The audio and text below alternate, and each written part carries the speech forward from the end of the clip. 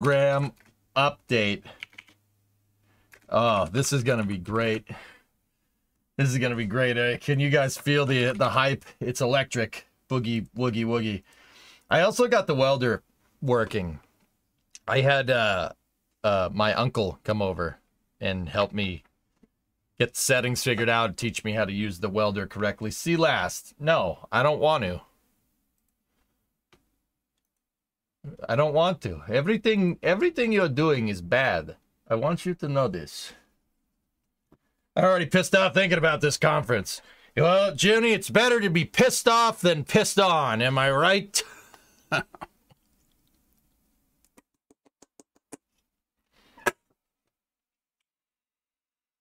Nobody wants NASA's golden shower of failure.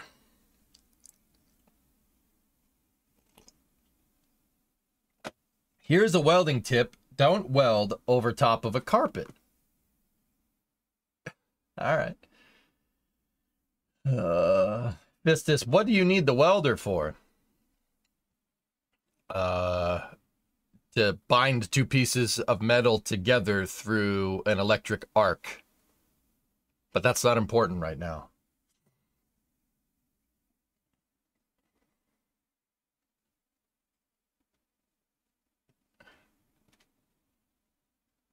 It's a hospital. Wow, what is it? It's a place where sick people go to get better. But that's not important right now. All right, starting to wake up.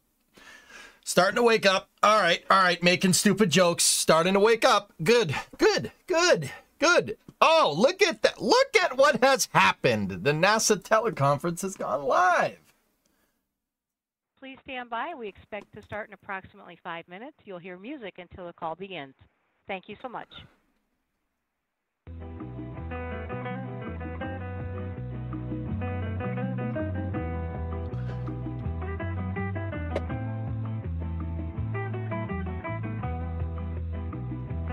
Oh, mamacita.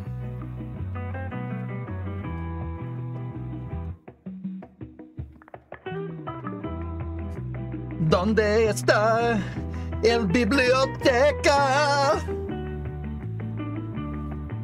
Me gusta mucho queso.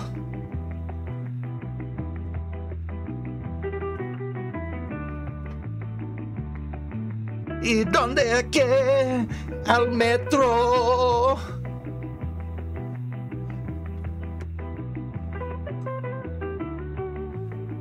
¿Qué?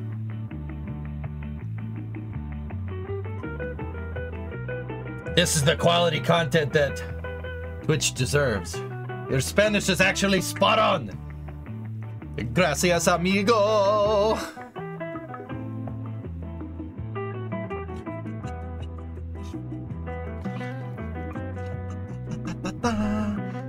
I can roll the R's. R. You going to the mall later? Y tú vas al centro comercial.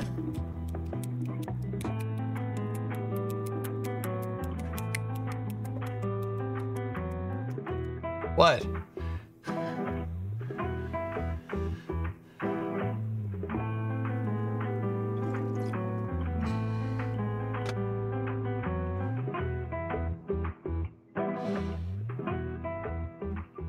Now I want to send you some maracas.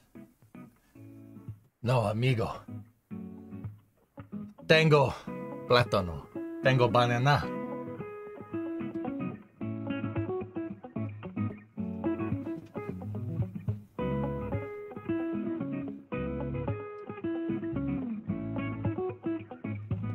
Los manos de bananas. The hand bananas.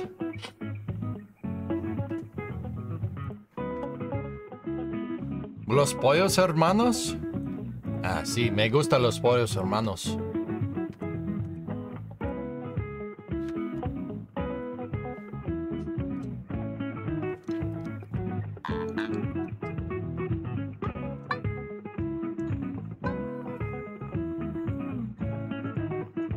Oh, the suppressor takes it out. Oh. You're a banana, huh? That is not what I said at all.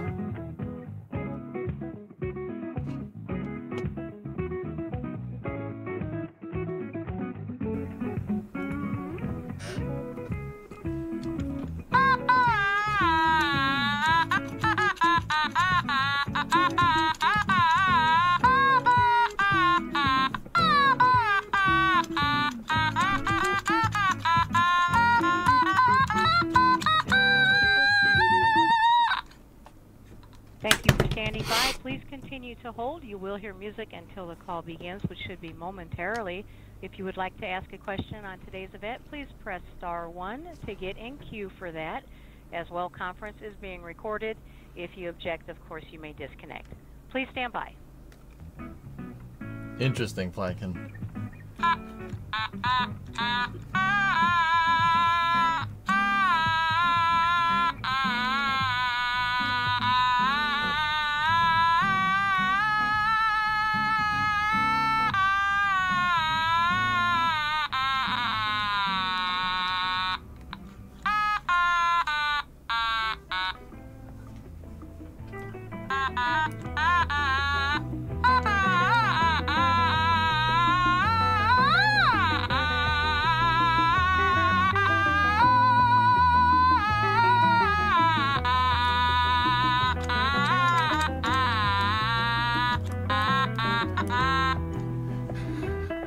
What do you want me to do? I don't...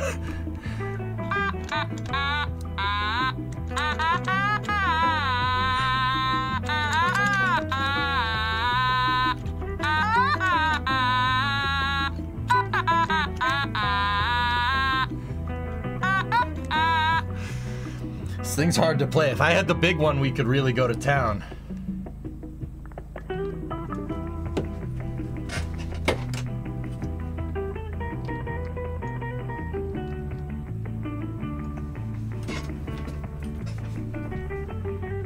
I really found the calling. I can't listen to the playback and the guitar at the same time. Balls. Oh, well, it's just gonna have to be the automaton. Screw it.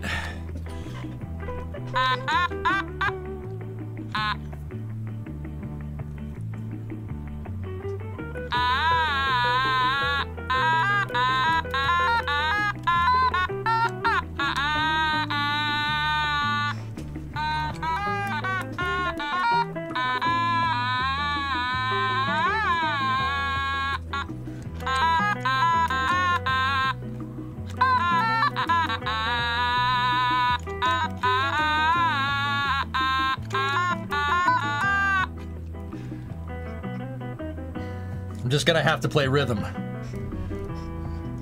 Okay, what's the key?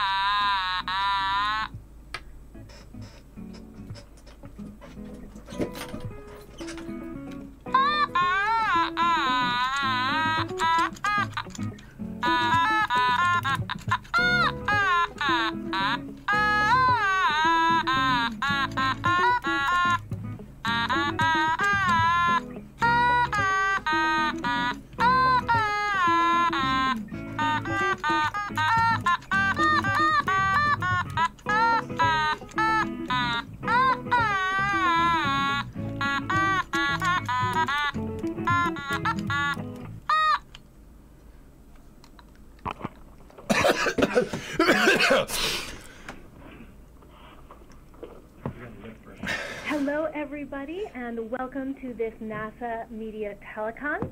I am Karen Fox with NASA's Office of Communications, and we are going to be talking today about an update to our Mars Sample Return Program. We have a few comments to get us started, and then we'll be taking questions. Oh, boy! On the line. Speaking with us today will be our NASA Administrator, Bill Nelson. Well, thank you for having me here. The Science Mission Directorate, Nikki Fox. If you want to get into the queue for questions, go ahead and press *1. We'll be answering those afterwards, but first, I'm handing it over to you, Administrator. Well, thank you hello, very everybody. much. Hello, everybody. So let's talk about Mars sample return.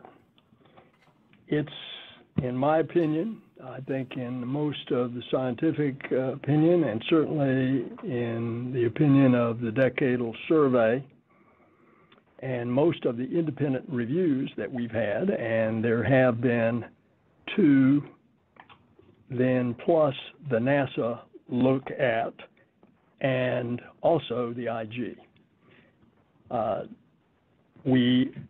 I think it's fair to say that we are committed to retrieving the samples that are there, at least some of those samples. And at the end of the day, there'll be 30-plus samples, some in the rover and some on the surface. The bottom line is that $11 billion is too expensive, and not returning samples until 2040 is unacceptably too long. And this is one of what the NASA team that looked at the Independent Review Board number 2's conclusions has said that they could string it out over time, but you're not going to get the sample back until 2040. And you can talk to the folks that conducted that study. That is unacceptable to wait that long. It's the decade of the 2040s that we're going to be landing astronauts on Mars. It's also unacceptable, $11 billion.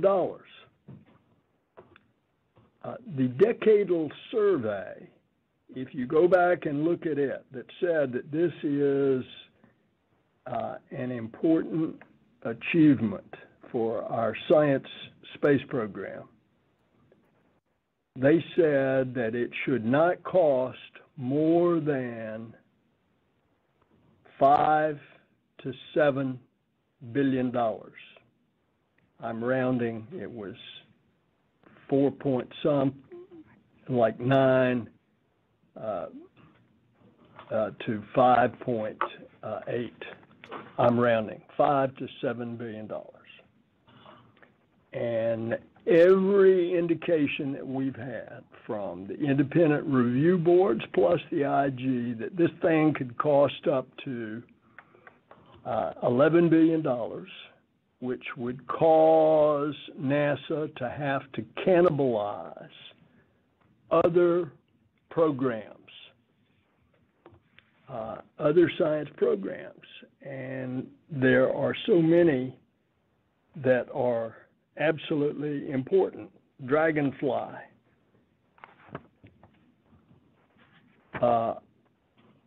that's just one. Neo Surveyor is another. You look at the ones that were going to the moons of various planets. Those are others.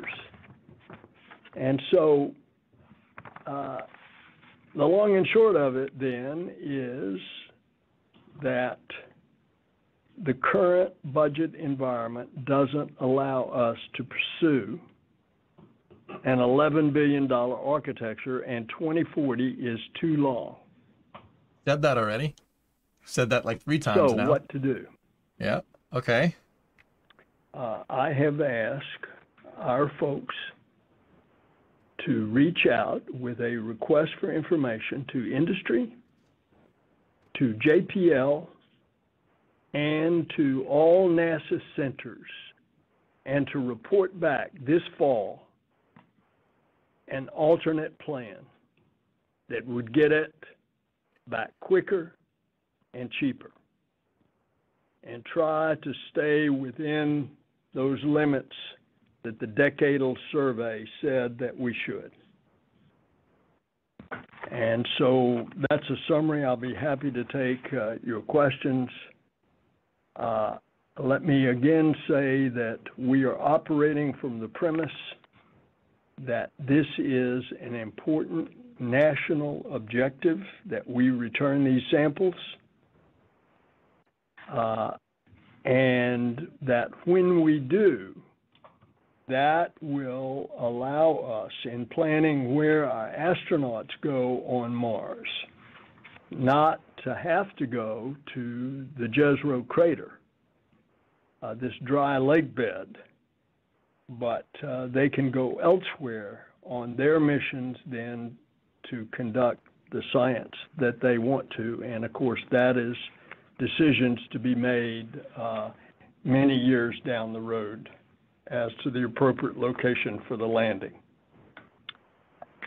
Okay, shall I turn it over to Nikki Fox, the head of our Science Mission Directorate? Thank you so much, Administrator Nelson. It's always great to have such great support in the agency for our science missions. NASA obviously does visionary science, and returning these diverse, scientifically relevant samples from Mars is a key priority for us. To organize a mission at this level of complexity, we employ decades of lessons on how to run a large mission, including incorporating the input that we get from conducting our independent reviews. Today's Independent Review Board recommendations are helping us ensure that we have all the information we need to make thoughtful decisions in order to chart a sustainable path forward for the Mars Sample Return Program. I'll go into a little bit more detail for what the Mars Sample Return Response Team recommended in the response that we actually will be releasing today. And before I do that, first of all, I really do want to thank everyone in our second independent review team. They did a fabulous job giving us recommendations to consider. And then, of course, I also want to extend my thanks to our own response team, chaired by or led by my deputy, Sandra Connolly, who did a fabulous job with a team of real. We've investigated ourselves and found nothing wrong. All different areas to really look at the best solution forward. And I also want to thank the ESA program team for standing with us in the really important partnership moving forward. Okay. So this, the response we're talking about today is to the Mars Sample Return Independent Review Board that was published in September of last year. Our response does include an updated mission design that has reduced complexity, improved resiliency and risk posture, and as well as strong accountability and coordination. So the Mars Sample Return Independent Review Board Response Team, better known as the MERT, acknowledged that in order to be responsive to the second Independent Review Board's recommendations, in order to deal with the realistic budget constraints and the very critical need to maintain a balanced science portfolio, the mission design was not able to return samples until 2040, as the administrator just described. Yo, what up, booty? The MERT also agreed with the review board's finding that the overall budget for Mars Sample Return Program in its current architecture is likely to be in the $8 to $11 billion range. As the administrator discussed, we are looking at out-of-the-box possibilities that could return the samples earlier and at a lower cost. Yeah, this definitely is a very ambitious goal, and we're going to need to go after some very innovative new possibilities for a design and certainly leave no stone unturned. So we are requesting assistance from the NASA community to work together to develop a revised plan that utilizes innovation and proven technology to lower risk, to lower cost, and to lower mission complexity, so we can return these really precious samples to Earth in the 2030s. SMD will release a competitive solicitation in the immediate future for funded industry studies to investigate innovative and alternative Mars sample return architectures and innovative and alternative architecture elements, such as a smaller Mars ascent vehicle that could really offer lower life cycle cost, lower the annual cost, and provide the earlier sample return, which is so key. NASA Science Mission Directorate will also work with all of the NASA centers and the Jet Propulsion Lab for additional out-of-the-box options using their unique toolboxes. For FY25, I'm recommending a Mars sample return budget request level of $200 million while we assess alternative architectures.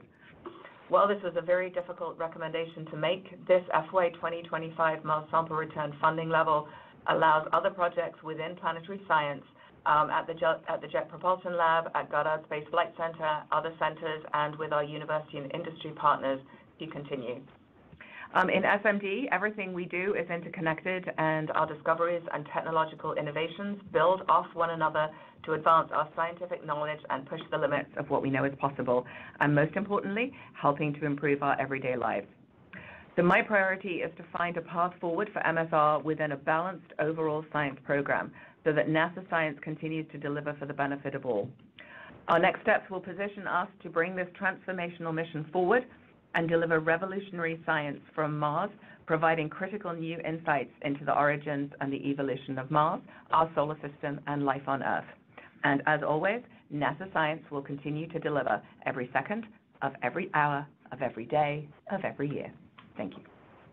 Except until 2020, 2040. Nikki, and thank you so much, Administrator. We will move on to the question and answer portion. Again, if you have a question, go ahead and press *1 to get into the queue, and we will answer as many as we can in our time. Our first question is from Marcia Dunn with the Associated Press. Hi, thank you. Hi, good afternoon. What? When Mars Perseverance launched, 2031 was given as the earliest possible sample return date. Is that even feasible, even with out-of-the-box ideas at this point?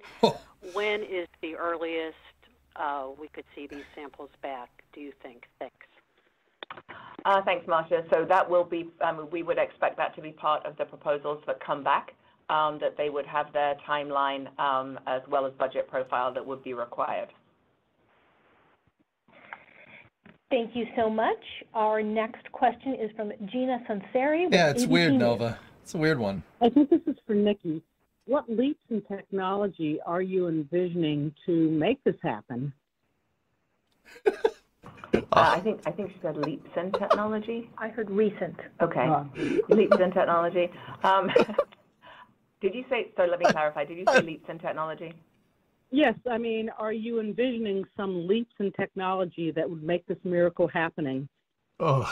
Actually, what we're hoping is that we will be able to get back to some more traditional, tried and true architectures, things that do not require huge technological leaps, but that have high heritage, and thereby we can lower the risk and the cost and also the time for development. We'll just use our other Mars ascent vehicle that we have lying around, right? Like. All right, thank you so much, Nikki. Moving on to Steve Gorman with Reuters. Risk and the cost and also the time. Steve, turn your speakers off, pal. If you could mute your computer, Steve. Steve! Steve! All right, thank you so much, Nikki. Moving on to Steve Gorman with Reuters. Don't tell me he's going to wait until he hears the... Yes. Your computer, Steve? Sorry. Bro. Can't hear you. Eating it right now. Hang on. All right, thank you so much, Nikki. Moving on. Okay, so my question is, can you hear me? My question is this. Are you kidding me? Nikki said that we're asking for a way to get these samples back by the early 2030s. That's what you would be hoping for, and also is I assume that the launch dates, the targeted launch times of 2027 and 2028 for the next two spacecraft to go up are now off the table. That's not going to happen, right? That's what they just said, pal. Said to return the samples in the 2030s. I didn't give an early, middle, or late, but the goal is to get them back in the 2030s. And I'm not sure what you're referring to with the next launches in 27 and 28.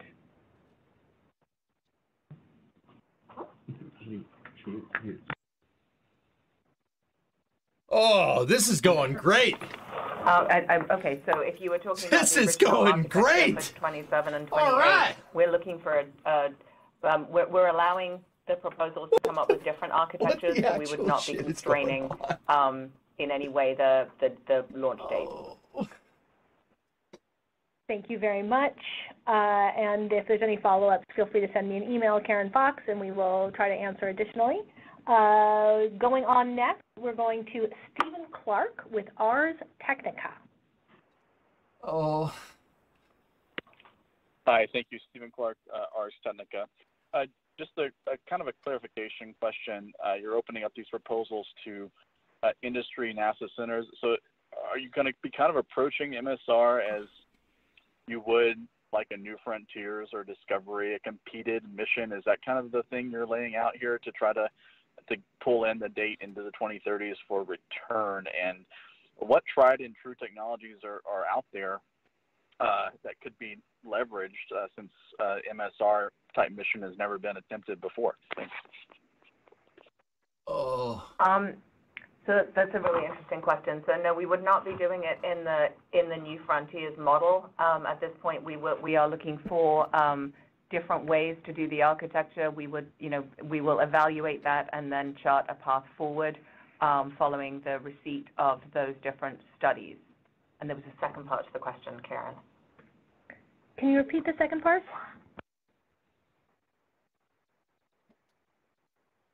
Steve. Okay, so I think what tried and true technologies are there. I think you can look at things that we've already used to land things on other planets. Obviously, we've never launched from another planet, and that's actually what makes Mars sample return such a challenging and interesting mission, because it really is the first of a kind to go and land something that is then going to have to launch off another planet, which is what makes it challenging. All right, moving on to our next question, which is Bill Harwood with CBS News. Thanks for doing this. Bill's cool. We like Bill. Thank you very much. Bill Harwood, CBS at the Kennedy Space Center. Hey, just a quick FYI, when people on these telecons ask a question, their mics get cut off as soon as they finish the question, so they're not able to provide a follow-up when you ask for it. Just pointing that out for future reference.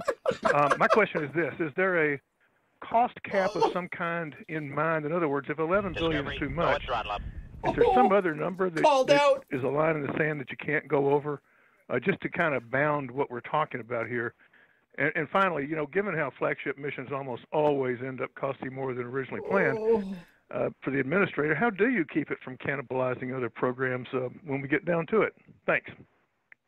Well, you go back to the decadal survey. They basically gave a range of 5.3 to 6.9 billion. That's what I had said earlier, 5 to 7 billion. Otherwise, there's a big difference between 7 billion and 9 billion. There's a big difference between 7 billion and 11 billion. And thanks for the arithmetic, pal. I mentioned the ones that that would be cannibalized: Dragonfly, Neo Surveyor, Da Vinci, Veritas, Apollo 8. Wait, no. We're trying to keep a balanced science portfolio. And let me say this: we are dealing under the constraints of the lessened spending for fiscal year 24 and 25. Ah, yeah. Kick that can down the road. Oh, yeah. Legislation known as the IRA that in order to increase the debt ceiling so that the country could pay its bills. Yeah, just blame somebody else and kick the debt down the road. Thank you. Yeah, I'll take another shot to the crotch, please. Oh, yeah. They had to lessen spending. Oh, yeah. And it was for those 2 years, 24 and 25 fiscal years. In 24, as a result of that, that was a $2.5 billion hit to NASA. Oh, just, and in the just punch me in the dick again. Let's go. That was $1 billion. Oh, come on. Yeah. Less than what we had requested for 24. And so we can't do everything. Otherwise, you go and you have to cannibalize from other emissions. And so that is what has brought us to this point. I am very hopeful that when we get around to the appropriations on this fiscal year No, 900, don't get budget, political on me. Just take another shot to the gut. Let's go. Oh, yeah, we're good. That we can ramp up our science funding for NASA. Oh, yeah. Thank you so much. I am going to be moving on to a question from Jonathan Amos with BBC London. Hello, good luck. Oh, you got a permit for that question, mate? Can I just clarify something first of all? Is the assessment that with the current architecture, the samples could not be returned until 2040? But my real question is about international collaboration. Going forward, is this still a joint venture with the European Space Agency? Is one of the out-of-the-box solutions to widen that international partnership? We've seen the cooperation at the moon with a rover there, with Japan. Is that a possibility? Thanks so much, Jonathan. So, I will say that it is possible. Did that man just ask if Japan's pressurized lunar rover could be used for a Mars sample return? Did I? To bring the samples back quicker than 2040. It just requires a much higher annual budget that does not fit with the current environment that we have. And so in order to try and smooth the budget and try and get it to a more reasonable annual cost, that was what pushed the date out till 2040.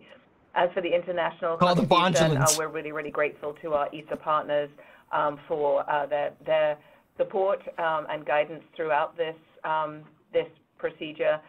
They have been involved in every single step. They were actually involved. We had an ESA rep on Japan's independent play stations. We also had them helping with the response team, and they will be an ESA member of the NASA Center team that will be looking for an alternate architecture. So ESA could not be any more involved. At this point, we have not entered into negotiations with any other international partners for contributions. Thank you so much. We are going on to a question from Jeff Faust with Space News. Please, Jeff, don't make me lose brain cells. Good afternoon. Two quick questions. What is NASA anticipating spending on MSR in the current 2024 fiscal year, given the wide latitude given in the omnibus appropriations bill? And at what point does the agency think it will be ready to roll out a revised MSR architecture after completing these competed studies? Thanks. Thank you, Jeff. Thank you. Thanks, Jeff. So NASA plans to fund Mars sample return at a level of $310 million in FY24. We did initiate a pause in the MSR program given the findings of the second IRB. That, of course, found that we were experiencing cost and schedule challenges. So we'll be using that funding to complete. We actually have now completed the internal review of the IRB 2 findings. We'll be doing the industry and NASA Center studies to solicit the innovative options, and then we will continue working on any aspects of the mission that have, a likelihood of being used in any of the future architectures.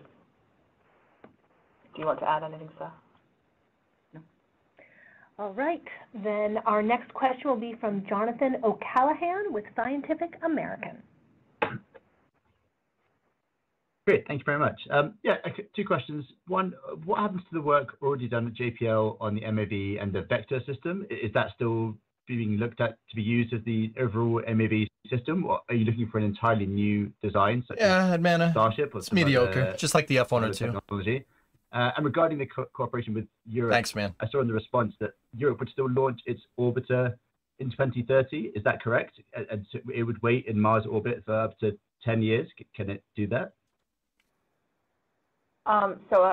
Thanks for those two questions. For any of the architecture any of the work that's already been done in the studies, anything that's already available is good to use. So anything that's already been improved, the technology's been developed, that is available. And for the ERO, the ESA spacecraft, No, if I can sit here. ESA on Please. when their launch date would Sit here. be. Take the punches to the groin. To launch it and have it remain in Mars orbit, but that's something that we would discuss with ESA. You're not going anywhere, young man. The results of the architecture studies. Thank you so much. Next question is from Joel Achenbach with the Washington Post. Achenbach. Yeah, thank you very much. So, getting back to the question of the tried and true architecture that you want to rely on, but nothing like this has ever been done before. So, can you explain a little bit how legacy architecture could possibly be used to get the samples back? And then the second question is, will the management of Mars sample return change? Right now, I believe it is managed by JPL. Is that going to change?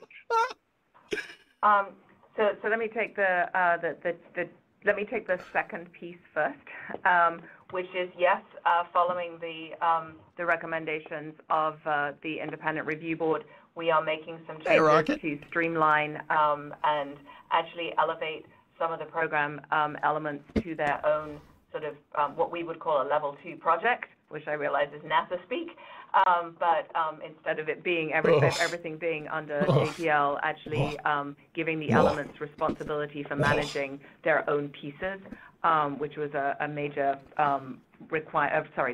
major recommendation, from the IRB. For the tried and true, I don't want to get caught up in exactly like it's a one-for-one. What we're looking for is heritage. So if you have subsystems, you have pieces of architectures that's been used before, then that obviously really does improve the risk posture, and it removes any need to do a big technology development. So instead of thinking maybe in terms of like a system from X mission that we would just be rolling out and doing again, there never really is a one-for-one. We always need some sort of updates to it for the missions, because the missions we do are all unique. They are all groundbreaking and inspirational. And so we do need to do some work, but we're really looking for what elements have worked in the past that could be employed in a future architecture. Okay. And I'm expecting to get everybody in high gear. A simple no could have done just fine, but, And that we have the answers to this by this fall. All right. Our next question is from Marina Corin with The Atlantic. Hi. Yeah, I'm wondering. Probably be cheaper, Elephant. Given what you've said here, that flagship missions always take longer than expected, they always cost more than initially budgeted, and you're also saying now that you're focusing on using heritage technology, heritage technology. Well, I'm wondering. I know this is an easy question for me to ask because I don't work on this mission, but I'm wondering why that was not the priority at the outset. Chat. Help. Okay, so I just want to correct that we did not say that flagship missions always take longer or cost more. I will just say Parker Solar Probe is a flagship mission that was delivered on schedule and under budget. Thank you so much. We will move on to Marcia Smith with Space Policy Online, please. Thank you very much. You guys had said at the budget briefing that whatever money you put into MSR in 25 was going to have to come out of the current top lines. So is all 200 million of that going to have to come from the planetary division, or are you going to find some way to ease the pain for them? And also, have you briefed this to Congress yet, and what kind of response have you gotten? I have talked, well, let me start up. We've talked to the committees, and I have personally talked to both senators from California and three members of the House from California. Two it's a of JPL which have JPL in their districts or close to their JPL. districts. All right, that makes sense. All right, sorry. I will be speaking with the Senate Appropriations Committee this coming Wednesday This is the subcommittee on that governs NASA. And the outreach has been extensive with others. There's only one member that I've not talked to, and that's the chairman of the subcommittee. Dudes, we paused it. Hold on. 1.25. On the appropriations subcommittee in the House, and that phone call is scheduled later this afternoon. So yes, we have had extensive contacts, and when all of my conversations have gone and tell them what we just told you, they seem to be quite understanding of the predicament that we're in, and I take it back to the old country boy saying that you can't put 10 pounds of potatoes in a 5-pound sack. And so we are trying to take the budget that we have been constrained with, a $2.5 billion hit, and $1 billion hit of that is just in science, and we're trying to figure out how to make this go forward. Please, kick me in the balls again. Dragonfly, and Neo Surveyor, and Da Vinci, and Veritas, all of these that are so important to the future of our planetary science program. Thank you so much. Our next question is from Ken Chang with the New York Times. Hi, thank you. So both from the IRB report and what you're saying today, it seems like no one has there's no simple solution for how you speed up the schedule, simplify it, and get the cost down to $7 billion. And now you're hoping that someone else at an industry or the centers has a magic solution. So what happens if in the fall there isn't one? What do you do next? Reason not to try, and we're definitely going to try. But I suspect if folks at NASA and our contractors and our centers and JPL, they put their minds to it. You know, these are folks who can figure out rather difficult things. And I'm going to reserve the time till this fall, and let's see what we have. Yeah, I like those things, Serge. Thank you. Our next question is from Colin Blinder with the Pasadena Star-News.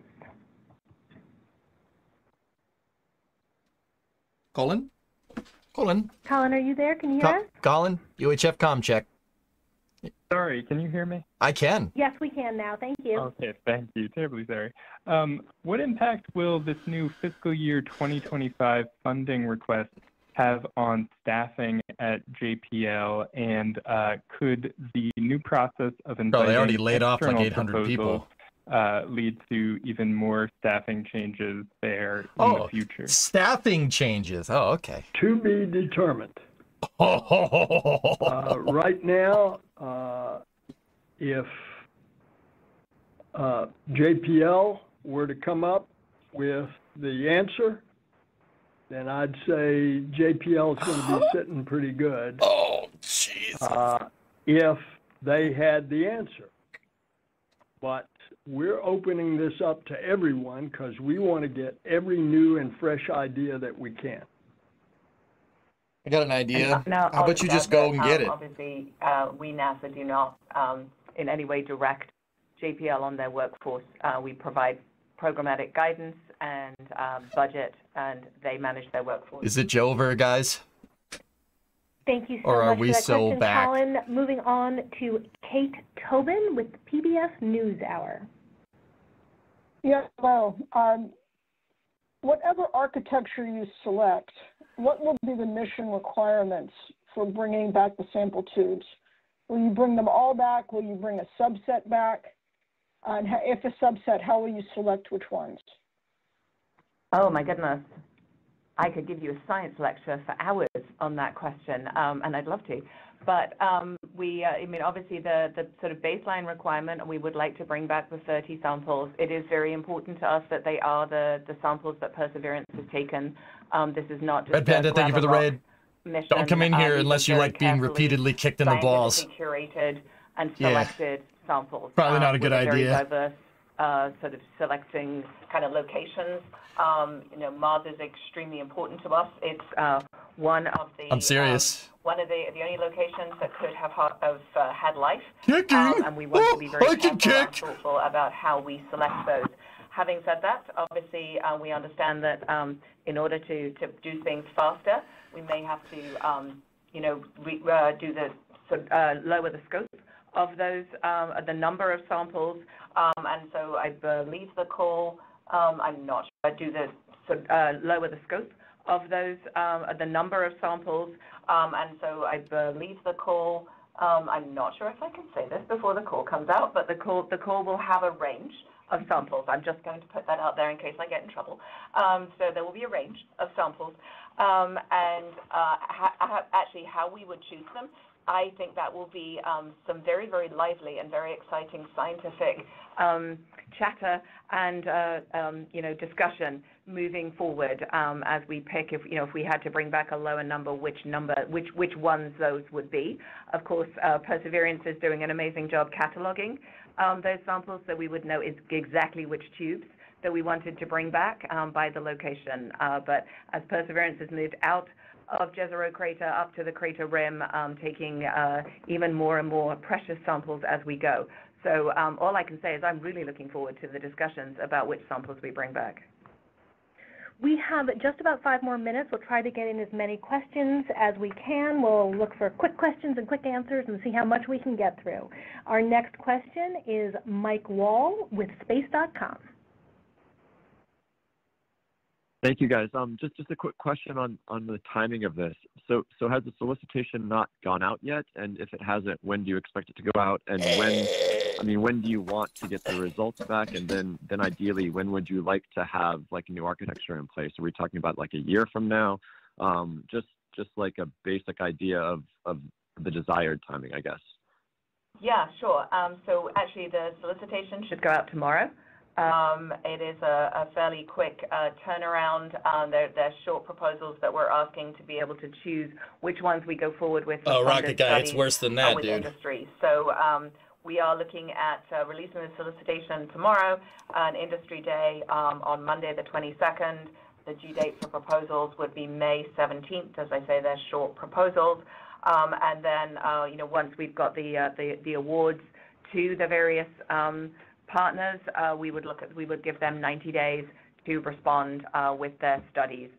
So we're looking at late fall, early winter for the completion of you know, having all the information in. Obviously, at that point, we have to evaluate it and you know, choose a partner, choose a path forward, and of course work that with all of our stakeholders to ensure that we have the support we need. All right. Our next question will be with Sumit Kulkarni with Nature News. Good afternoon. My question is for Nikki. I'm wondering in what specific ways will this revised timeline change the exploration goals of the Perseverance rover? Is there still a plan to go beyond the rim of the Jezero crater, for instance? It does not change Perseverance right now. Perseverance will continue taking samples as it goes. Obviously, at some point, Perseverance will drive the samples down. We assumed that, you know, that's always been the plan, that Perseverance would return to Jezero Crater regardless of which architecture we use to collect the samples. But, you know, once the samples are delivered, Perseverance can continue and go as long as it's healthy and able to go. So excited, actually, about all the science that Perseverance will do after it's returned the sample tubes to Jezero. We have time for just one more question, and that will be from Prasant Raby with Gizmodo. Hi, I just wanted to clarify something. So you mentioned that you could bring back the samples before 2040 if you had a bigger budget. So if you could get more money, would you use the same architecture for the mission? And also, what kind of industry contracts are you looking to have? Oh, wow, that's a really interesting question. I mean, so looking at the results of the independent review board, you know, this is why we chose to pause the current mission architecture in 24, because the mission did have some challenges in both cost and schedule. So we were already taking a pause regardless of the budget environment. And what kind of, and obviously the contracts with industry will depend on the architecture that we choose to move forward with. But remember, we were put in this situation because of the cutback. Oh yeah, just blame by somebody the else. Congress Oh of the yeah. spending. And that's what we are having to respond to. Oh yeah. And that is the whole point of what we have announced today. Punch me in the stomach again, please. Thank you so much. That is the last of the questions for today. Oh, I want you to know that if you do write me, Karen Fox, I will see if I can get follow-up questions to any that were not answered. And we do have some last words from our speakers. Yeah, I just wanted to say, you know, obviously, returning these samples from Mars is such a huge priority for us. That is why we're doing all of these things. And yes, we do have a challenging budget. We certainly recognize that. We acknowledge we have a challenging budget, but we also have a very, very healthy, a very good budget. We are actually grateful for every penny that we get in NASA science. And despite the challenges, we will continue to do fabulous, groundbreaking, inspirational science every day. Not on Mars, though. And remember that we made the choice that of those that were arguing that this program should be zeroed out, that this was too important to our country, that returning the samples from Mars remains an important operation, especially as our agency is progressing toward our Moon to Mars objectives. Thank you so much. Let's go get those samples. Bye.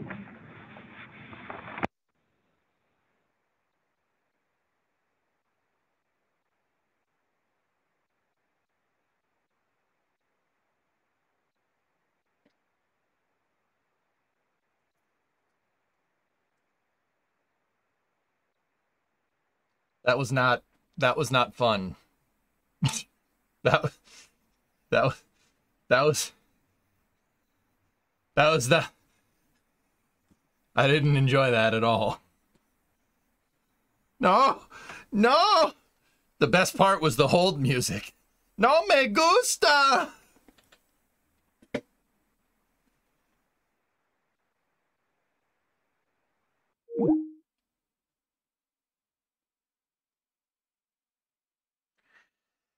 Oh.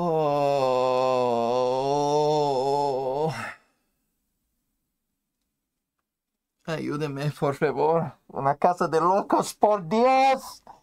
Oh. Okay. Ayúdame, por favor. When YouTube stream. Oh yeah.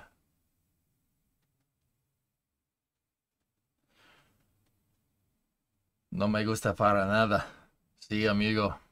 Hermano. Estás enfermo. Ugh.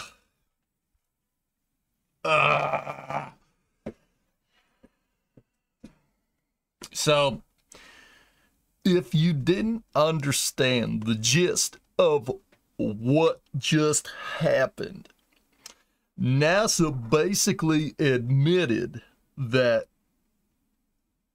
the cost projections, which were based off of 2 independent review boards, deemed the Mars sample return to cost $11 billion. All right, I'm not doing that anymore. They said that basically because the Mars sample return mission based off of 2 independent review boards is going to cost what did they say? $11 billion and not return samples until 2040. They've basically decided to say, nope. We're going to start over. Yeah. Yep.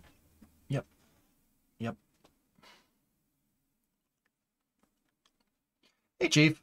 Hope you and Brima are doing well. I'm doing just fine. Yeah. The baseline concept includes helicopters to pick up the samples on the surface. Oh. Oh. Yeah, that's the samples that are already there, Tessa.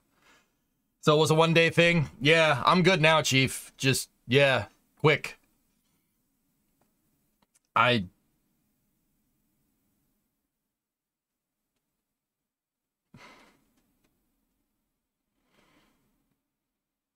You guys remember once upon a time when the worst thing that we would get from these press conferences is the press asking stupid questions? Can we have that back, please?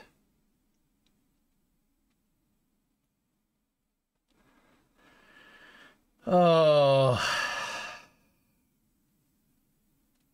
Excellent. What are we doing today? Well, Chief, we've enjoyed a nice hour of getting repeatedly kicked in the stones. You know, that's good.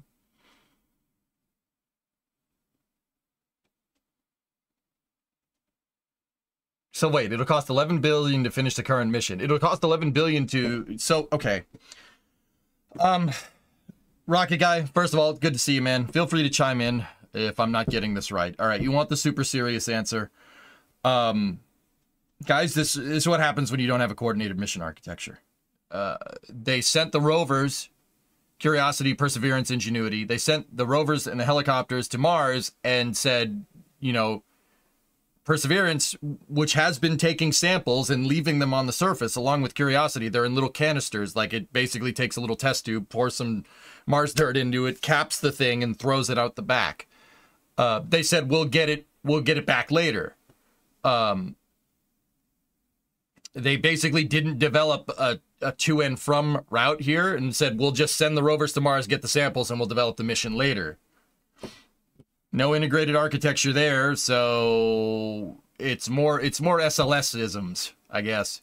You know, design this one thing first, and then we'll design the other thing later.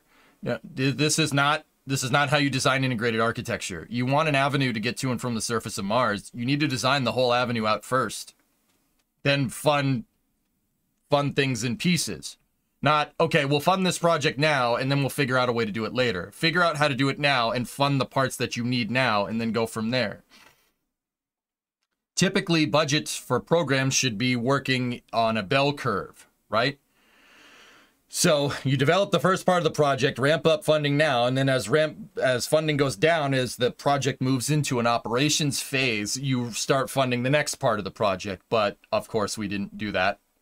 We just ramped up and then ramped down funding, and now we left a gap, and now we're trying to ramp up funding again, and it doesn't, not happening. So it's, this is basically the result of half-assed architecture. In my opinion, it's real half-assed architecture. It's a result of compromises, which sucks. But, I mean, what are you going to do? This is why I always argued for, you know, I've been doing it for a long time, and this is why I always argued for more, you know, we need more comprehensive architecture. NASA needs to be able to do what SpaceX does, et cetera, et cetera. And why it's important to have your science mission directorate architecture directly coincide with your human exploration operations architecture. Make them codependent on each other so you get the funding that you need to develop the entire scope of the project. Not just build one thing and then maybe build other parts out of the architecture later, which is basically the mistake we've been making since the space shuttle. The other thing is, I really would like to know who these independent review boards are that are seemingly so sure about how much it's going to cost to return a sample from Mars.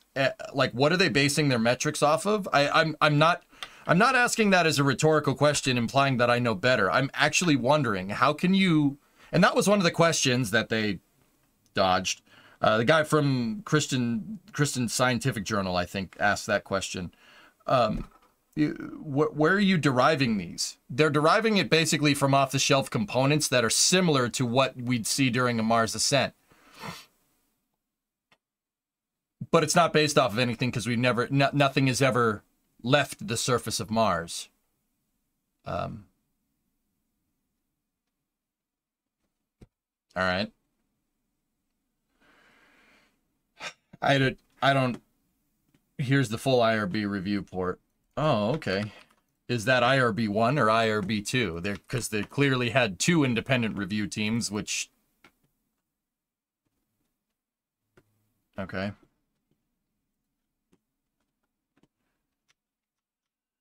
Review methodology. Let's go. Let's take a look. They interviewed stakeholders, key personnel, and community members. IRB subpanels, programmatic implementation strategy, end-to-end system design architecture, planetary protection, sample science.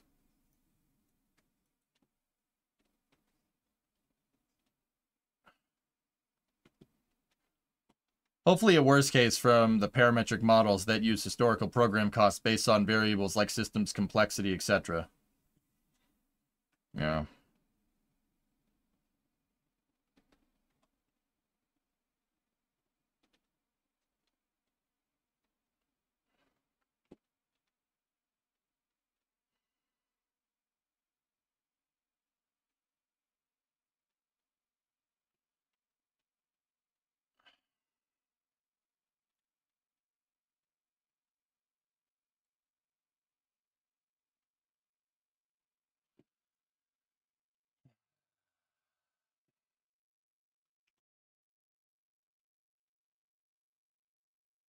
Italy mentioned. Gorlami. Gorlami.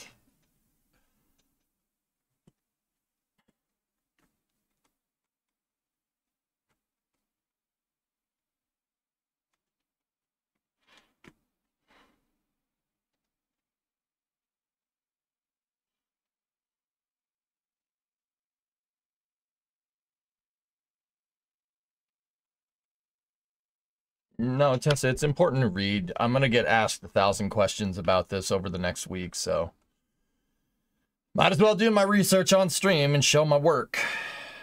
To be honest, guys, like, once again, I'm not too incredibly upset. Saw this coming. I could have told you this was coming in 2021 when NASA's budget was basically just enough to, their budget increases were basically exactly the same as the inflation rate. Could have told you this was going to happen.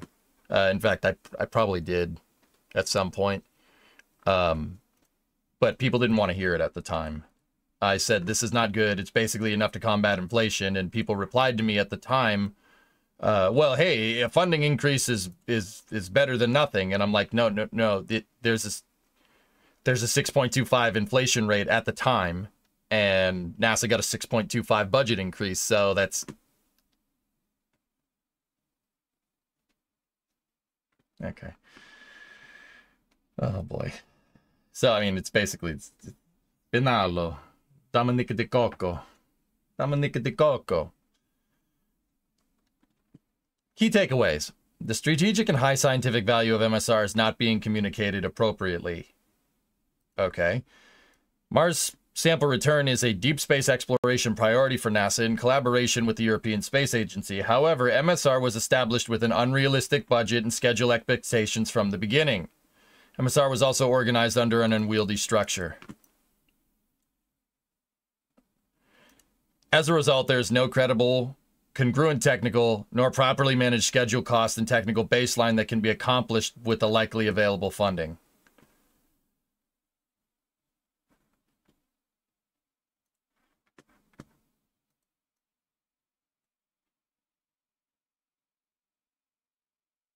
Yeah, stakeholder expectations are basically the people that are the scientists that are trying to achieve a goal. So what's a stakeholder expectation for Mars sample return? It's right in the name. Getting a piece of Martian regolith back to the surface of Earth. That's your primary stakeholder expectation in this application.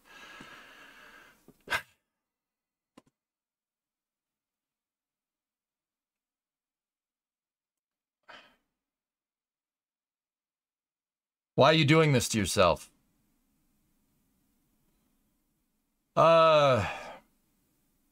Because you can't just run away from space just because we have a couple of bad years of bad administration and bad programmatic management. That is the coward's way out. I'm not just going to change the subject when NASA does things that I don't like. We sit here and we understand why they're doing it, and then we call it out when we see it. It's not all smiles and rainbows all the time, guys. Now face the wall, please. Stakeholders include scientists, program managers, end users, engineers, Congress members, and pretty much all decision makers.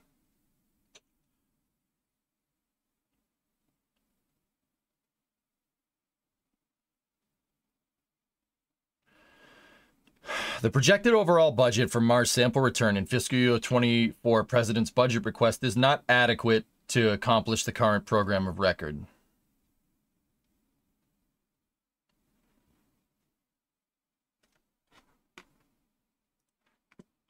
That's an important thing to understand.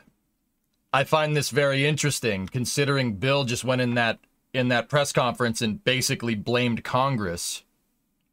Oh, that's weird. You just forgot to mention that part, huh, pal? The projected overall budget for fiscal year 24 Mars sample return, but that's the president's budget request, is not adequate to accomplish the current program of record. Oh, it's Congress's fault, though, huh? Okay. I'll say it once, I'll say it again. Blaming other people is cringe. That's cringe. That's not a good look for NASA. It never has been, even when it particularly could be somebody else's fault. That's gross. That's disgusting behavior. Yeah, it's a pretty bad look for NASA. Yeah. What are you gonna do? Hey, Razzie. What's the mankind hope to find in the sample return of Mars? We don't know. I mean, Razzie, I've personally always been of the thing like, dude, analyze some samples on the surface, then go send a guy with a shovel. Go send a guy with a shovel. At this point, it might be cheaper. $11 billion? $11 billion. Dude, that's SLS money. Just send a guy on the rocket at this point. I've always said that. I've said that even when Mars sample return was being funded correctly. Just send a guy with a damn shovel. You know, we didn't do that. We didn't do that when we went to the moon. we had a probe, Surveyor 3, go and take samples with a shovel. And then we sent two guys, Al Bean and Pete Conrad, to go freaking get the sample and bring it back. It seems to be the simpler way of doing things. I understand, and before people say, oh, EJ doesn't know what it is. Dude, I understand the mission complexity with sending somebody to Mars. Transit times, stay on the surface, stay on the planet, mission architecture, Mars orbit rendezvous, direct descent to Mars. I understand all the mission parameters. I get it. I get it. I've had a lot of time to think about this. You know, it's... How many starships could you build with that 11 billion? Well, Beats, it's not just building starships. It's... anybody can build a starship. Well, SpaceX can make as many starships as they want. If it's the architecture. Getting the architecture there. That's the most important part. Whatever Mars sample return we send is going to take 26 months. There's no getting around that unless we invent Star Wars drives. Or nuclear thermal, perhaps. Nuclear thermal could maybe move that transit time down to a 20-month stay. Which is what Apollo wanted to do, but...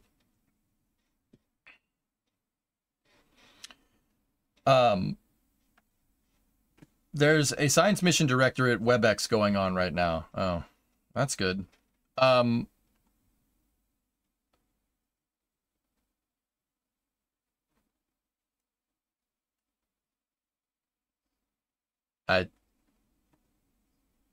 Not following von Braun's plan was a major mistake. Yep. Yep. Yeah, Beats. You know, we wonder why there's so many hardcore SpaceX fanboys. It's because SpaceX is the only one. Elon is the only one that has a long-term scope in mind here and has the money to back it up. And, you know, it's not even the money to back it up. And guys, I was explaining this to one of my buddies that doesn't know about space. Like, I got asked the question. I was hanging around with one of my buddies yesterday, and I got asked this question. And it really comes down to, like, why haven't we, like, we haven't gone anywhere in 50 years. We've been at the space station, and that's fine. Like, you know, I honestly think the money's there. At this point, I really think it's just we're caught up in the ways of how to do it. It's more how to at this point, rather than... It's more of a how to. Like, there's okay, like, say I want to make an airplane, right? There's 1,000 different ways, 100 million different ways to make an airplane, to make something fly. It really depends on what you're doing. And even once you decide what you're doing, there's still 1,000 different ways to do that, right? It's like we're super, like, say we're a super well-off bajillionaire, and, you know, we're having trouble figuring out which car we want to take to work because we have 100 cars. That would be my problem. Oh, which car do I want to take? Do we take the Ferrari? Do we take the Lambo? Do we, you know, like, that's the problem. You know, like, I mean, personally with me, it would just be pick out of my collection of crappy 90s trucks. Which crappy 90s truck do I want to take? I wouldn't own a Ferrari. What the hell am I going to do with that? You know, it seems like we're caught up in how to do it, even though we have plenty of different ways to do it. Yeah, decision paralysis. I mean, $11 billion? That's more than most space programs. That's more than every other country's, like, annual spending on a space program. NASA spends, like, 3 times as much as every other space program in the world combined.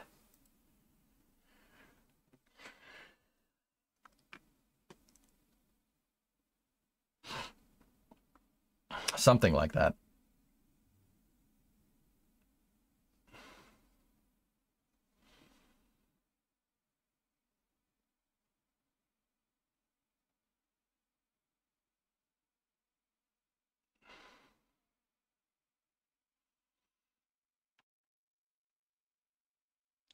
Yeah. No, it's not good news. The money's there, guys. Just, at the end of the day, just pick a way and do it. Just pick a freaking way and do it. You know? Just do something, please. You know, it's... I'm pretty patient. I'm pretty damn patient when it comes to this stuff. I get it. I get it that this stuff takes time. I understand, but oh Lord, this is, yeah, it's getting harder and harder to do that.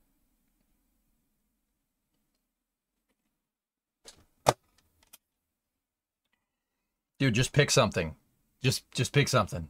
It's like when you're with your significant other. What do you want to eat? I don't know. Whatever. I'll have whatever.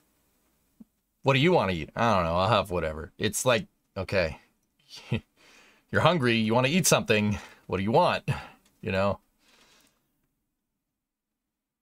Hey, it is what it is, dude. It's like, ain't no skin off my nose. Like, I mean, it kind of is, because I mean, it's tax day today, so I'm constantly reminded that our tax dollars are going towards a bunch of people arguing on how to do it and not actually doing it, which is, feel a little upset by that, but hey, what are you going to do?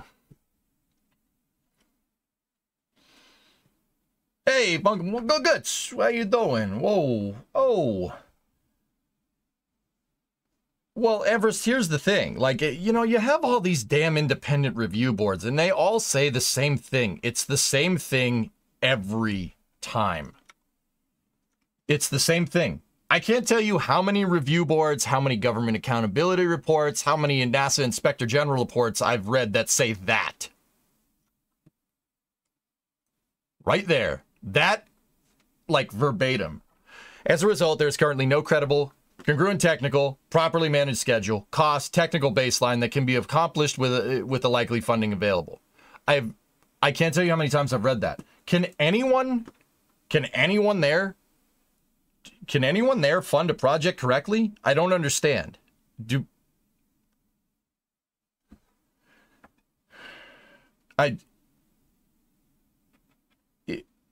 How many times do we have to read this before somebody goes, yeah, there might be something wrong here? Like, I don't, and I'm trying my best to not be cynical about this. I'm trying my best. Like, how many times is this going to be a thing? How many times are we going to say, well, our eyes are bigger than our stomachs. Maybe we should, like, I don't get it.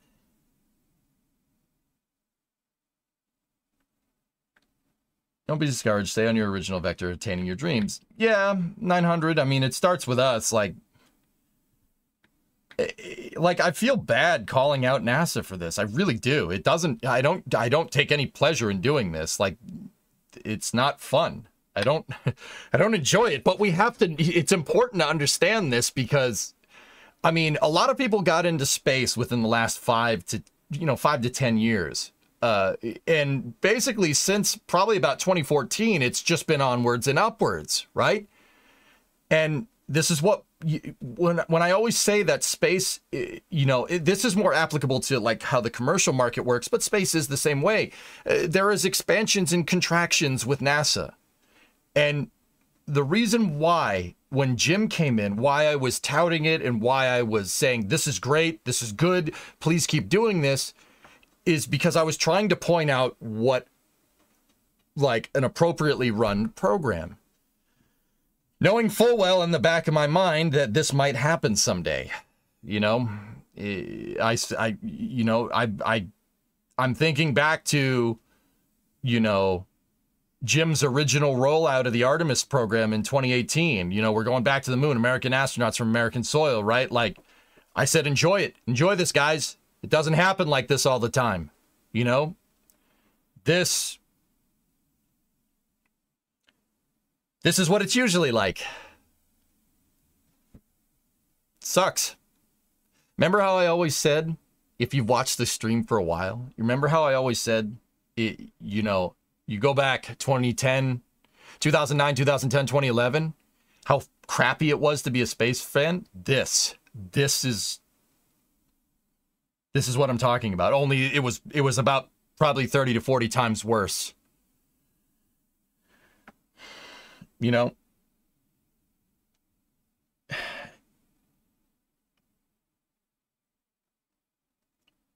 Sucks, dude.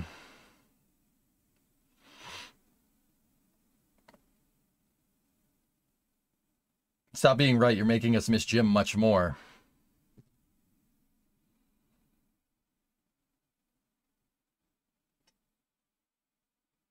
This is just another wave in the tide of privatizing space. Thailand, I'll say this, man.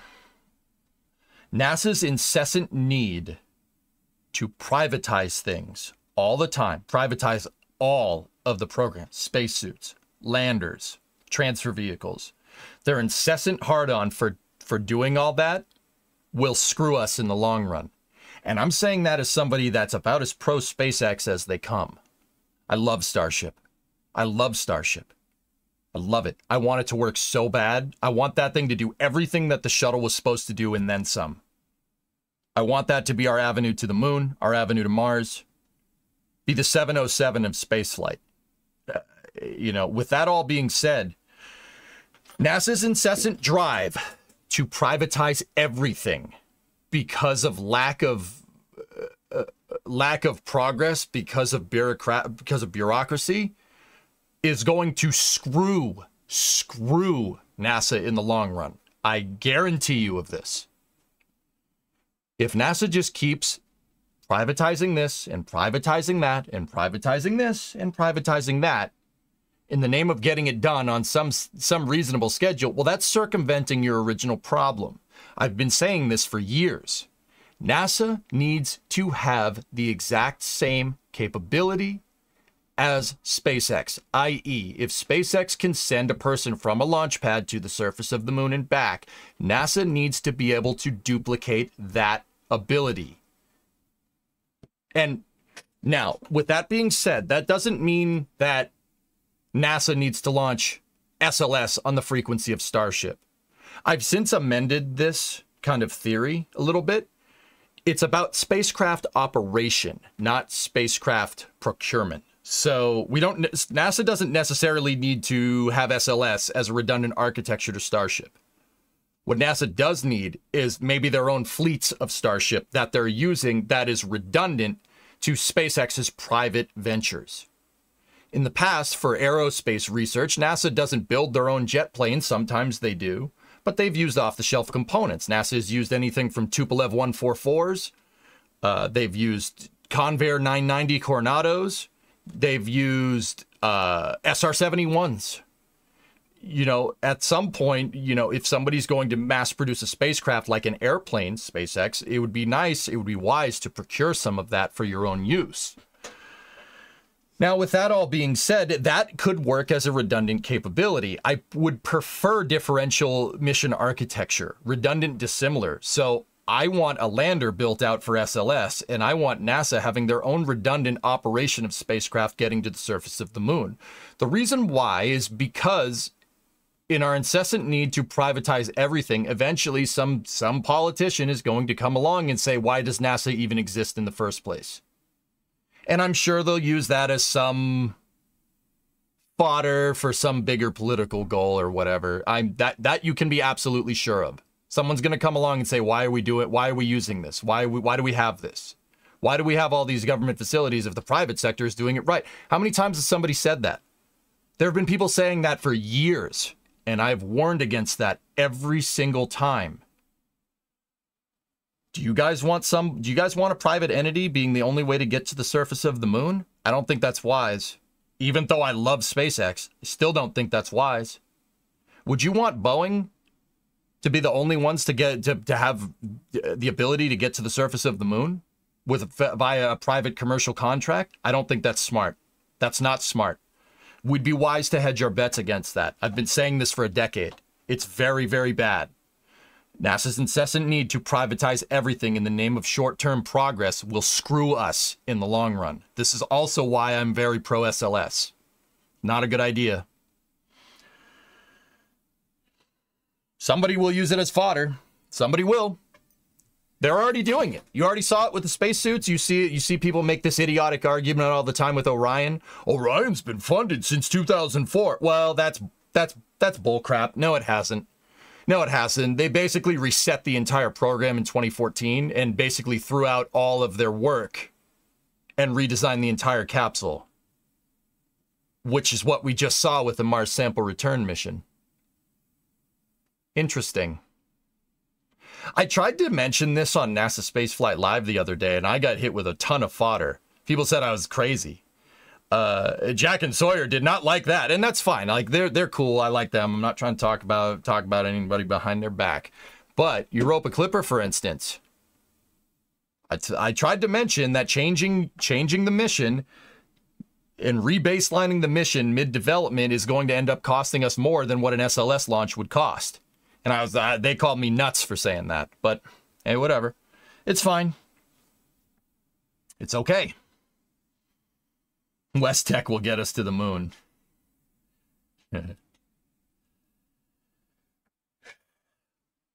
This incessant drive to privatize everything in the name of short-term progress is going to kill us. It's going to screw us in the long run. Do you think there might be some type of sabotage going on? No. What are the technical obstacles of getting more SLSs built and flying? Are you using a new mic? Yes. Matt, what are the technical obstacles?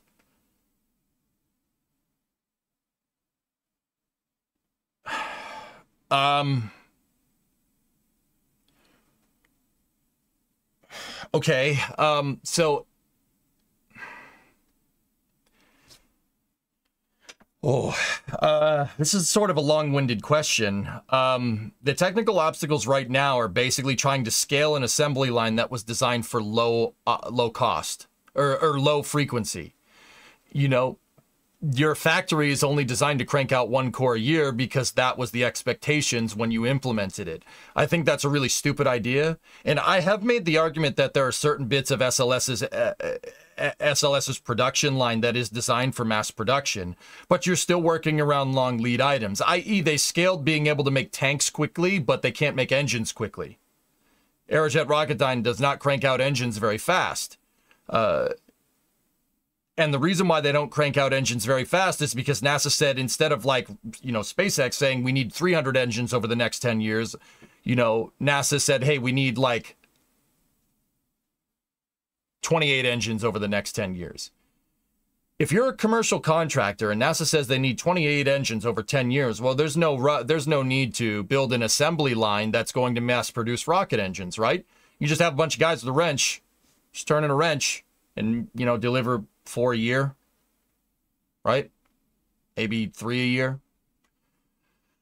SLS's entire technical base, an entire production base, is designed for low frequency from the start, which is...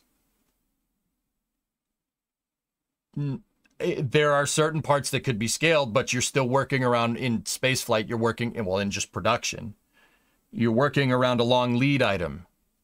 And because you're working around a long lead item, right? The entire production chain is scaled in what's called lean manufacturing. You work around engine production because that's the thing that takes the longest. That's not a bad way to do things. That has been employed in mass production in the past. Toyota is notorious for it, and that's why they can just keep churning out cars, and they make good, reliable automobiles, for instance. I'm saying that as a Ford guy. They scale around the components that take the longest, so there's no waste in your production line, which is why part of the reason why Toyotas are so inexpensive. With that being said, because SLS's entire original production timeline was scaled around 1 launch annually, their long lead items are scaled around that, so it's hard to ramp. It would be difficult to ramp up. Because once you come up with a plan, right? The second you start changing things around in that plan, it ends up, costs will balloon exponentially. And this is what I mean about sticking to one thing and doing it. Costs will balloon exponentially, and then trying to change any particular thing, maybe to try and go faster, you're working against the tide here.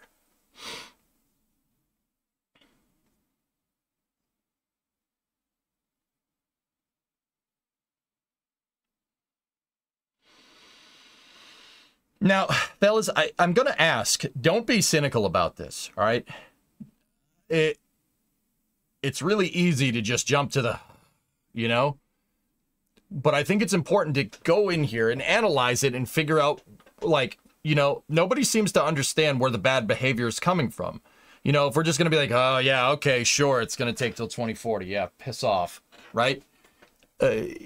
You're not solving anything. That's just that's just being okay with whatever the heck we just listened to. I'm not okay with that personally. I want to go and look at this and read about these independent review boards and figure out why. And as far as I can tell, this right here, there's zero dick for accountability here. There's frick all for accountability with any of the contractors. Any of the people, there's no urgency to get anything done.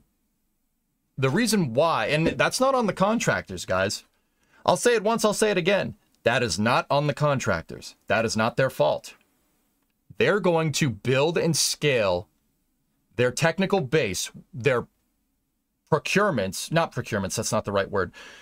They're going to build and scale the entire architecture to fit NASA's contracts. If NASA says, so, okay, for instance, people wonder why SLS carries a heavy price tag. Well, we see total cost involved, and that's first and foremost. You know, SLS says it costs $1 billion per launch. Anybody sitting here thinking that, you know, oh, SpaceX can do it for cheaper, not entirely thinking that SpaceX's Starship project is not a multi-billion-dollar thing, is off their rocker. There's no way stars. If you did a total cost analysis on a Starship launch right now, I guarantee you it goes into the 7 figures. Guaranteed. There's no way it doesn't. Considering all the production lines, everything, all the buildings being built, keeping the power on at Boca Chica, feeding an entire SpaceX workforce there, you know, fixing Highway 4. That's all costs that SpaceX has to incur as a tax-paying entity in Texas, amongst other things.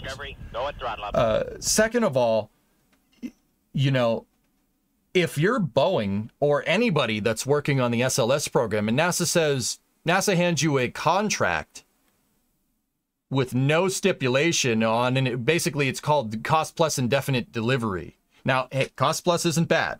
All right, I will say this once, I'll say it again. Cost plus is not bad. In fact, I think Starliner is a very good case example of why cost plus is a good idea. Firm fixed pricing has not gotten us anywhere with the Starliner program. In fact, it's gotten us less results. But I digress. It's important to understand that if you're a contractor and NASA's going to come at you with a contract to build 4 core stages and 2 test articles over the next 10 years, what's your incentive to get anything done on any reasonable time frame? There is none. So what are you going to do? You're just going to set up this multi-billion-dollar production line and just have it sit there and do nothing and retain your technical expertise and have them do nothing on the assembly line? No, you'd scale it so the minimal amount of work gets done every day. Why? Because you're scaling around a contract that's cost plus indefinite delivery. Now, cost plus indefinite delivery is usually used for types of components that we don't know how to do. For instance, Mars sample return would be a good case for cost plus indefinite delivery. However,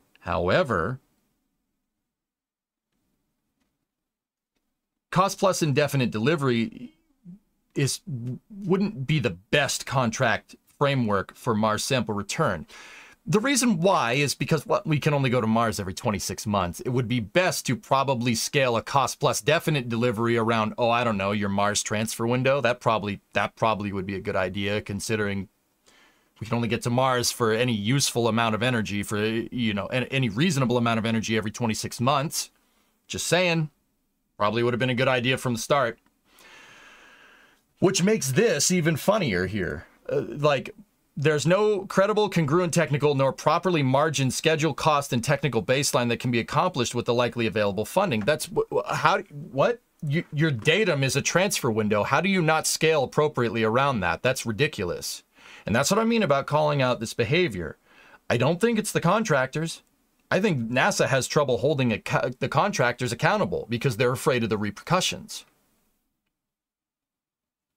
You know, if NASA goes to a contractor and says, hey, you're not performing, we're pulling your contract.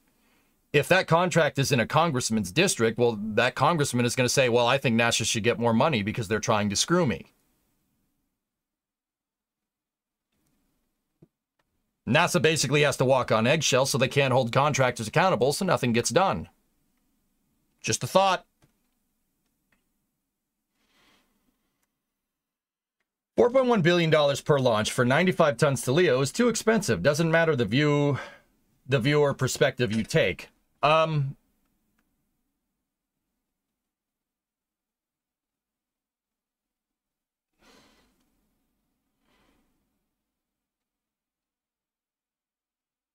I disagree. I disagree completely, Theo, but it's not for the reason that you think. I'm not defending SLS. SLS costs too much. It costs too much, but that doesn't mean it shouldn't cost a lot right now. You have to ramp, you have to scale. So the only way we're going to get a return on investment on SLS is if we launch it more. And the problem is that we can't scale for the reasons I said. You're right. That's too much. But so hear me out here for a second, because I'm not saying you're wrong. It's just important to understand context here. There is no way right now that Starship doesn't carry a similar price tag. I'm sorry, there's no way. However, SpaceX's plan is to mass produce in the future, so cost per launch will go down with scale. That's something that SLS needs to do in order for us as taxpayers to recoup that cost. I would say that $1 billion, $2 billion a launch right now is fine. But if in the future we scale to, 4 SLS launches a year instead of 1, cost per unit is going to go down if we buy in bulk. And that starts with scaling your production line. I think that certain parts of SLS's production line are scaled to do that, but other parts aren't. And unfortunately, you're bottlenecked around your long lead items, which is once again why we can't just produce more. I will say that, yeah, $1 billion to get 100 tons up there, that's ridiculous. But not for right now. Once again, you'd be off your rocker thinking that Starship doesn't cost the same amount if you audited SpaceX and saw the total cost involved. But since SpaceX is planning on scaling in the future, that cost will go down over time. You're recouping your investment via scale. That's why Elon says Starship could be as low as $20 million in the future if scaling works how he thinks it's going to work. But once again, you'd be crazy to think building any super heavy launch vehicle is not going to, at least in the beginning, carry $1 billion per launch price tag. And I think that gets caught up. That's never explained correctly. But if holding more contractors accountable will get them more money from Congress, how is that a bad thing? More money is good for NASA. No, it really comes from deadlines, Creeper. I said this. And that's why I said that the previous president's idea, a bold idea of sending us back to the moon in 2024 was a good call. You know, there was a bunch of people out there that probably didn't like that guy or said, like, that's a stupid plan, we shouldn't do it, blah, blah, blah, blah, blah, blah, blah. But Discovery, go and throttle up. Cost plus contracts work if you have a deadline. You need the blank check sometimes. You do. Or else you're going to get something like what we just saw with Mars Sample Return. There needs to be accountability. The only way for NASA to hold the contractors accountable without getting completely screwed and caught up in bureaucratic nonsense is a deadline that's set by the president. I'm sorry, like you could say, like, oh, but EJ, the previous president, he was a jerk. I'm sorry, like, I have to point out the stuff when it's right. Like, you don't think I like talking about him on stream? Like, okay. But every time that NASA has been challenged with a deadline, it's worked. If you look at, well, a good case example would be the space race, Mercury, Gemini, Apollo programs. But even going further into that with, like, the Strategic Defense Initiative in the 80s to build a space station, accountability, deadlines. Anytime the president challenges NASA to do something with a hard deadline in place, it works. That's the only way to kind of keep the system going. The space station was going to get built, and then the Cold War ended, so we decided, yeah, just build half of it and use the Russian stuff for the other half. Okay. How's that working out? It's working out pretty good. Could be better, but it could be worse. See what I'm talking about? The only way to get this whole system to work for you is having bold goals. And that started with, originally Eisenhower and then Kennedy after that. What are the steps NASA could take to ramp production? RS-25E claims to be cheaper and simpler.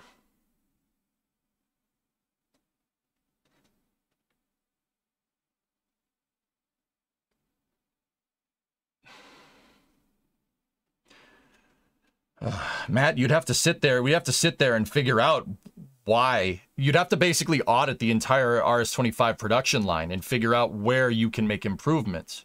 And that would start, like, Aerojet Rocketdyne's not just going to build a bunch of engines for free. Got to show them money. If it was me, I would go firm fixed price delivery on RS-25E from now on. I want 300 engines in the next 10 years. Or no, 400 engines in the next 10 years. I want 4 engines a year. This is your unit price. If this is what it costs you to make 5 of them over 10 years, good. Scale those costs and go from there, and then hold them accountable. If you fix price your propulsion, which is the long lead item, that gives them the leeway to retool their assembly line, their entire assembly line. But we won't do that, because that's going to require an exorbitant amount of cash to retool one of the most complicated rocket engines' assembly lines. But that's where I'd start, Matt. That would be a good place to start. They didn't cancel it, Salyut. They basically said, we're going to stop what we're doing because it's going to be too expensive and we're going to figure out another solution. They basically hit the reset button on MSR, which... Okay.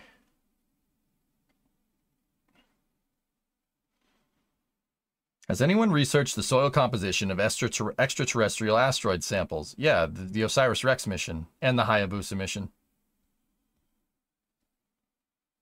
Good decision, the right one. Theo, I would argue that this is a Band-Aid on a much bigger problem.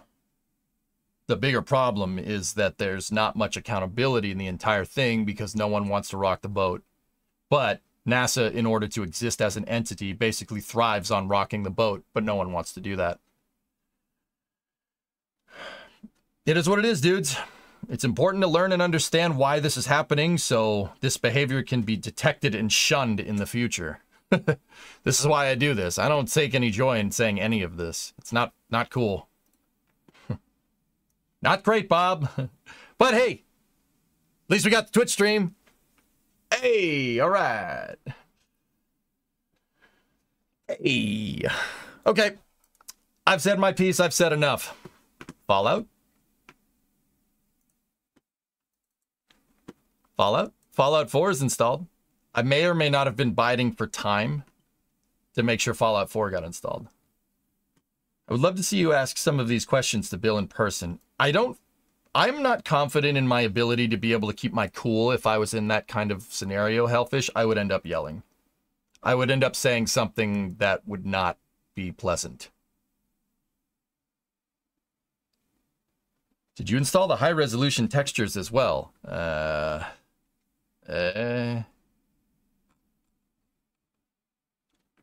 Let me guess, you watched the Fallout 4 series. No, Sneaky. I actually watched Halo, and that made me want to play Fallout. Yeah, of course.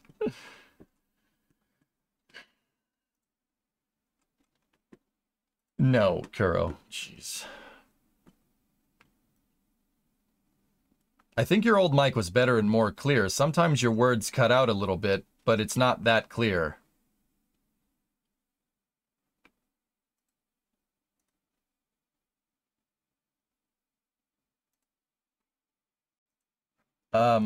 It's the suppressor.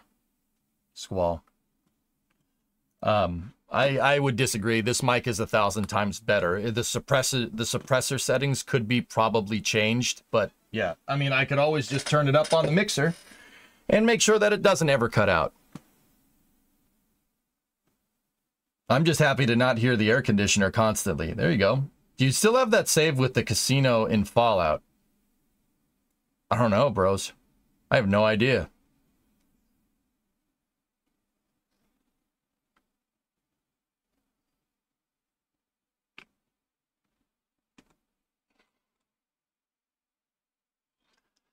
But yeah, we knew that was going to be bad news. It's just more kicking the can down the road. Once again, it's really funny to me because that independent... Oh. 6-0. The Guardians... Oh. And the Red Sox lost. Oh, well. I think it's really funny that Bill incessantly was saying that it's Congress. Congress needs to fund this. Congress needs to fund this when his boss had a budget request that was not adequate, which is... That's strange.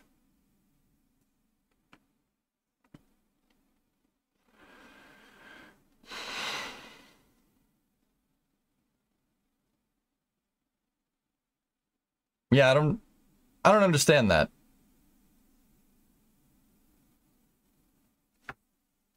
Yeah, I think that's a little bit peculiar, but what are you going to do?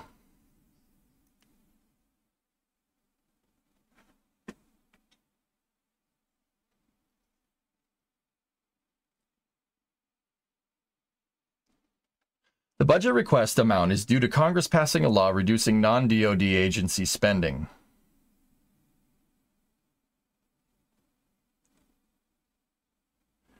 It's not adequate is because Congress would flat out refuse a bigger number without even considering it. No fairing editing?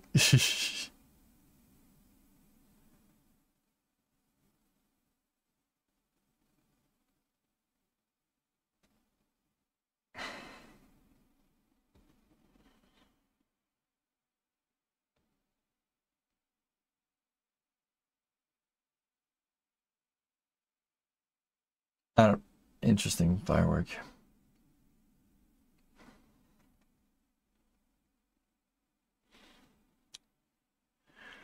Okay, I want to play Fallout now.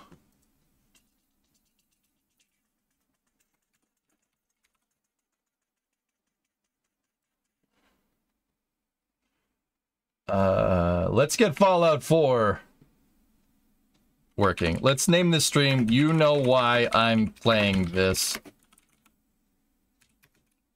Let's jump